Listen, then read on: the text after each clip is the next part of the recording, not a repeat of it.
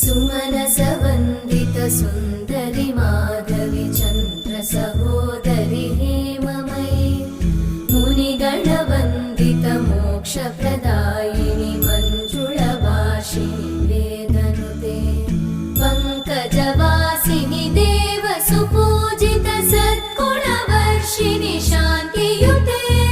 जय जय हे मधुसूदन कामिनि आदिलक्ष्मि जय पालय माम्